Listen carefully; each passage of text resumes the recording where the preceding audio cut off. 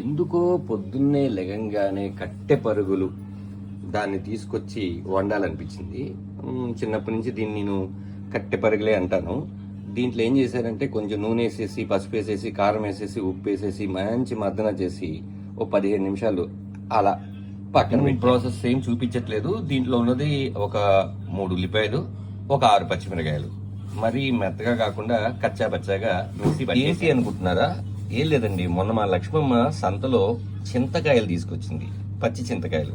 దానిపైన ఉన్నటువంటి పొట్టు తీసి మధ్యలో కోసి లోపల ఉన్నటువంటి గింజలు తీసేసి ఇది కూడా కచ్చాపచ్చాగా మిక్సీలో వేసి పెట్టేసుకున్నా. ఇంకొక విషయం, ఎందుకు గింజలు తీయాలంటే గింజలు ఉంటే చేదు వస్తుంది కాబట్టి. ఇప్పుడు మనకి వేడెక్కింది కాబట్టి దీంట్లో కొంచెం నూనె వేస్తున్నా. బేసిక్గా చేపలు అంటేనే కొంచెం నూనె పడుతుంది. నూనె కాగాక దాంట్లో కొంచెం జీలకర్ర,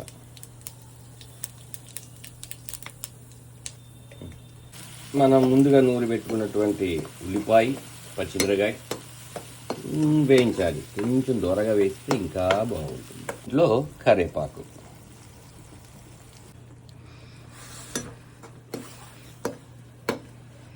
ఇలా మాడిపోకుండా తిప్పుతూ ఉంటే బాగుంటుంది.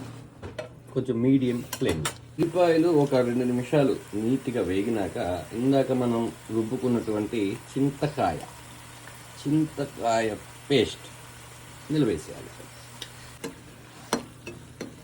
దాన్ని కూడా నీట్గా. ఇప్పుడు మన ఐటమ్ దీన్ని కొంచెం నూనెలో ఫ్రై అయితే రెసిపీలో ఇది వస్తుంది కాబట్టి ఇది ఇగురే, కాకపోతే పులుసులాగా అవ్వదు. మీకు లాస్ట్లో చూపిస్తే కొంచెం నీళ్ళు పోస్తే ముక్క ఉడుకుద్ది అన్నమాట.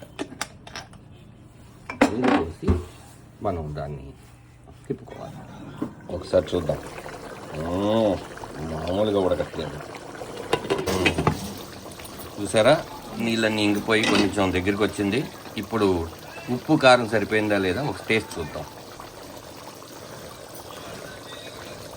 మా లక్ష్మమ్మ చూసి చెప్తుంది. ఎలా ఉందో కరెక్ట్గా చెప్పు. బాగుందా?